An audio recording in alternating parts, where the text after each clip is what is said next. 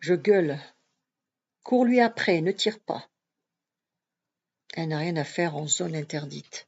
Il faut la faire parler. Je le vois piquer un sprint à mort derrière la silhouette qui fuit, mais qui s'étale en voulant sauter un tas de clés de roseau. Prévost lui saute dessus, encombré par son arme, essaie de la maîtriser. La diablesse se débat comme une furie. Le griffe au sang essaie de le mordre. Nous arrivons à la rescousse et l'immobilisons. Un harki lui ligote les poignets et les chevilles avec les foulards de repérage.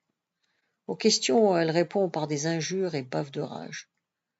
Je rends compte par radio à mon autorité et vaillant de dépêcher l'officier de renseignement. Je la laisse à la garde d'une sentinelle qui a ordre de tirer en cas de tentative de fuite.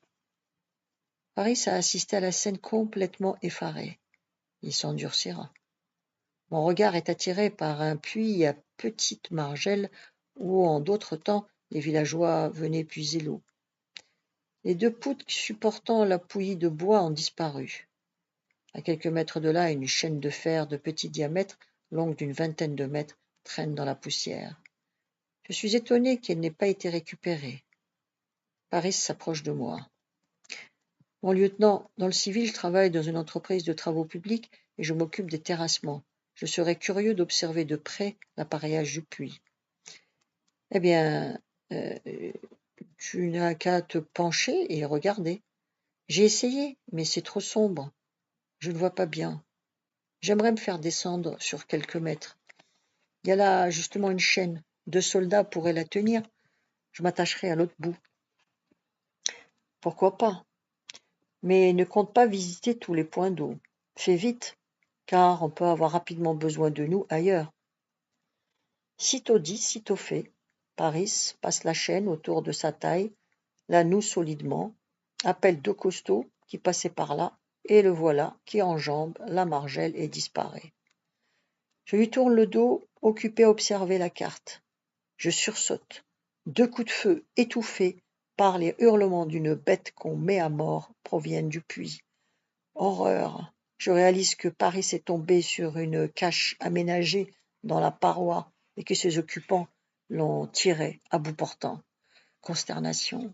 Les soldats en grappe hâlent de toutes les forces la chaîne et une pauvre loque ensanglantée apparaît et bascule à terre avec des râles d'agonie dans un flot de sang. Je me précipite. Paris a reçu 2 coups de fusil dans le ventre à bout portant. Le regard révulsé, le visage une blancheur de cire, il tombe dans le coma. Il respire à peine. Immédiatement, j'envoie un flash à mon autorité qui le répercute à l'hôpital de Tizi Ouzou où un hélicoptère est toujours prêt à prendre l'air pour une évacuation immédiate. J'ai Vaillant à la radio, toujours calme, dans le mauvais temps. Il réglera sans doute ses comptes plus tard avec moi. Hélico en route, balise DZ, dropping zone, pot fumigène. Tenez le puits au chaud. Vous envoie commando des grottes. Délai d'intervention 30 minutes, terminé. J'arrive difficilement à mettre de l'ordre dans ma tête. Pourquoi l'ai-je autorisé à descendre? Mais qui pouvait prévoir le pépin? Après Baron, c'est Paris, dont j'étais personnellement responsable. En plus, nom de Dieu, les paras vont arriver pour me montrer comment il faut faire. Pas question de tenter quelque chose.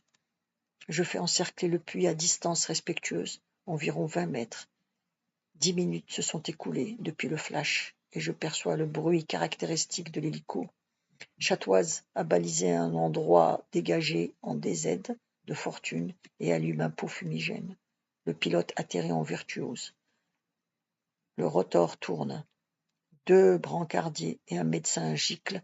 Arrime Paris qui râle faiblement dans une sorte de coquille fixée à un patin de l'appareil. Le médecin me dit « Il fait une grosse hémorragie. Il est salement touché. Son sort se jouera dans un quart d'heure sur la table d'opération, s'il tient jusque-là. Adieu. » L'hélico décolle plein pot, écœuré. Je m'approche du puits avec un goût de sang et de mort dans la bouche. Dire que les felouses sont là tout près, terrées dans leurs trous. Je réalise maintenant la raison de la présence de la femme et de la chaîne. C'est elle qui les a aidés à gagner la cache et qui plus tard les en aurait sortis. Mais elle n'a pas disposé d'assez de temps. Nous l'avons surprise avant qu'elle puisse se cacher avec la chaîne. Accroupi derrière la margelle de pierre, je balance une grenade. La détonation est marquée et elle est masquée par un bruit d'eau. Elle est inefficace. Elle explose au plus profond du puits à cause du temps de retard à l'explosion. J'en lance 5 autres, résultat toujours aussi négatif. Si seulement je pouvais apercevoir l'ouverture de la cache. J'enlève mon chapeau de brousse, je lève très lentement la tête et je glisse un rapide coup d'œil. Immédiatement une rafale claque, arrachant des éclats de pierre. Je sens l'onde de choc des balles à quelques centimètres de mon visage. Je me planque à toute vitesse, mais j'ai pu localiser en gros les éclairs de départ des coups. Juste en face, 2 mètres plus bas. Comment procéder? Je dois faire vite. Le commando des grottes est en route et ce sont les paras qui joueront les gros bras et bénéficieront du bilan, car ils ont des moyens dont je ne dispose pas, des explosifs et des gaz par exemple. Je pose par hasard ma main sur mon porte-grenade vide et je sens dans le compartiment du bas mon unique grenade à phosphore. C'est ma seule et dernière chance, si je fais mouche. C'est un engin délicat à manipuler, car dès que le petit ruban plombé s'est déroulé, la grenade est armée et explose à l'impact. Je la sors, dévisse le capuchon protecteur, je bloque le ruban avec mon index. Il faut que j'arrive à la lancer dans l'ouverture de la cache. J'essaie un nouveau repérage et j'essuie une nouvelle rafale. Je reste calme. J'ai l'impression de vivre un film dans lequel je serai à la fois acteur et spectateur. Chatoise me rejoint. Mon lieutenant, vous allez prendre une balle dans la tête. Ça suffit avec l'aspirant. Le commando va arriver. Je ne lui réponds pas. Mon bras décrit un petit arrondi. Ils ne sont qu'à 2 mètres en dessous, ces salopards. Pas d'explosion, mais un éclair de feu éblouissant auquel répondent des cris de cochons grillés. Au but, pris dans l'action, mes méninges tournent à grande vitesse. Une épaisse fumée noire se dégage du puits. Je donne l'ordre de couper immédiatement les branches d'olivier qu'on entasse sur l'ouverture d'1,50 m environ. S'ils ne sont pas tous morts, je vais les enfumer. 2 minutes plus tard, j'entends des gémissements. Les branches bougent. J'approche, le doigt sur la détente. Je fais dégager l'axe de 2 tirs devant moi afin d'éviter une nouvelle bavure. Un homme noirci, le treillis à moitié brûlé, suffocant, se laisse rouler sur le côté. Je me demande comment il a réussi à sortir en s'appuyant sur les parois. La rage de vivre certainement. Je lui saute dessus, à peine à harki pour traduire. « Combien êtes-vous là-dedans » D'une voix à peine audible, il répond « 3 ». Mais les 2 autres sont morts. Est-ce qu'il y a des fusils ? Oui, et il s'évanouit. Je dispose d'environ 10 minutes avant l'arrivée des paras. Il faut nous dépêcher, et le plus gros du travail est fait. Il faut aller au résultat, et je ne suis pas très chaud pour descendre dans le trou, empuanti de fumée. Et s'il n'était pas mort ? À ce moment crucial, Chatoise me soulage en me soufflant. Mabrouk, un des harkis, veut descendre, à condition que, s'il y a du ravitaillement, ce soit pour lui. Ouf, involontaire. Il n'était pas question d'y envoyer un appelé autre que moi-même. Ok, Chatoise, on se grouille avant l'arrivée du commando.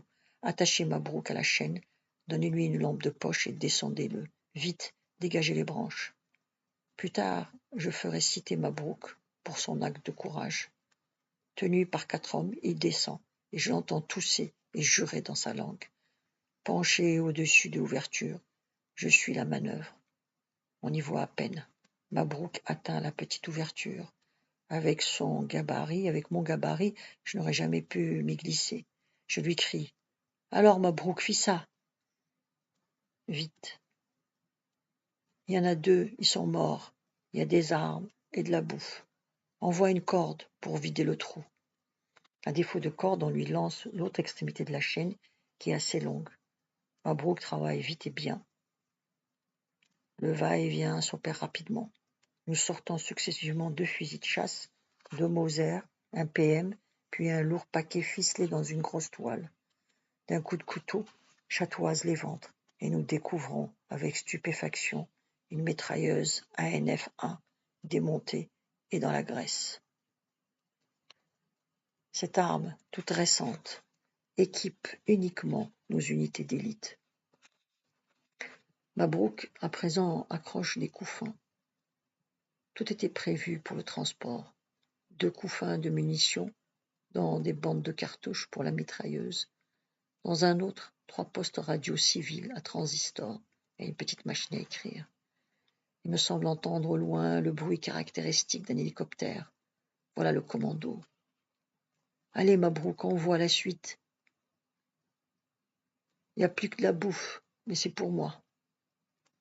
Et toujours, par couvain interposé, s'entassent au pied du puits des bocaux de miel, des piles de paquets de biscuits, des tablettes de chocolat, des bidons d'huile d'olive, des petits sacs de figues séchées, des cartouches de cigarettes, des boîtes d'allumettes, de quoi soutenir un vrai siège.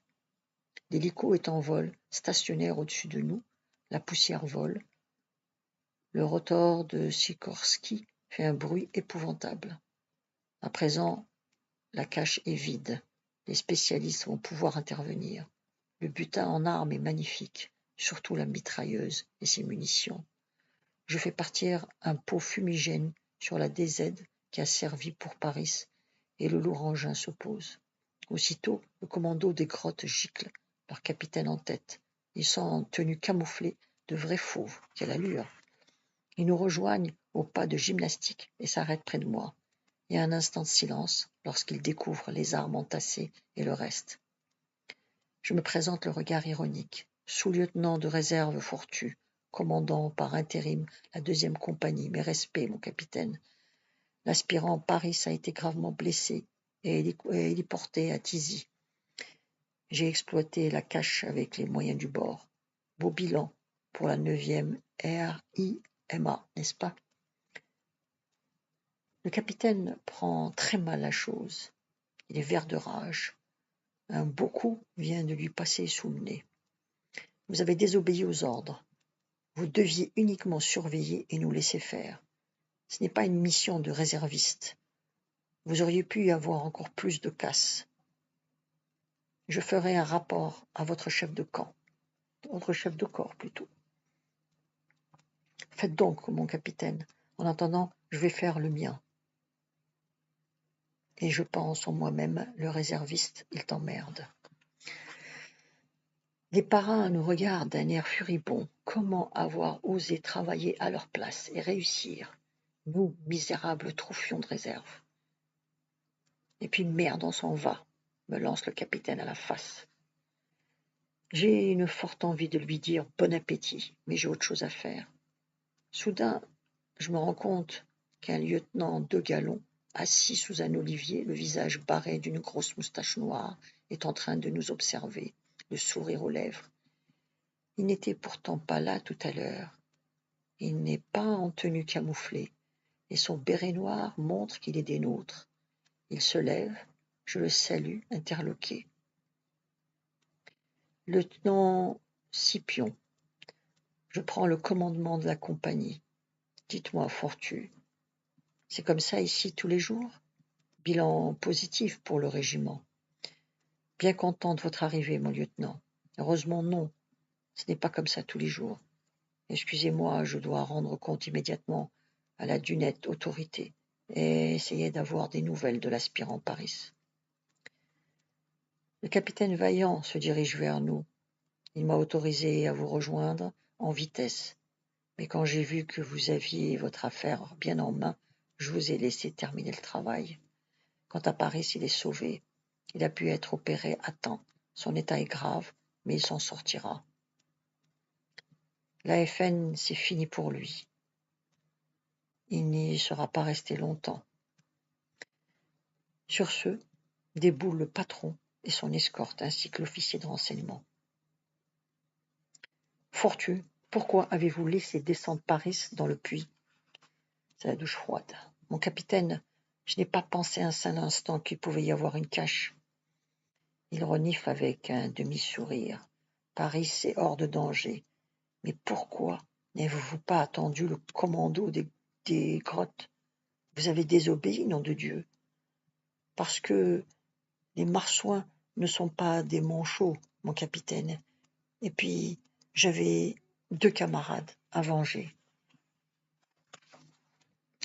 Vous avez bougrement raison d'avoir tenté le coup. Sacré cow-boy. Beau bilan pour le bataillon.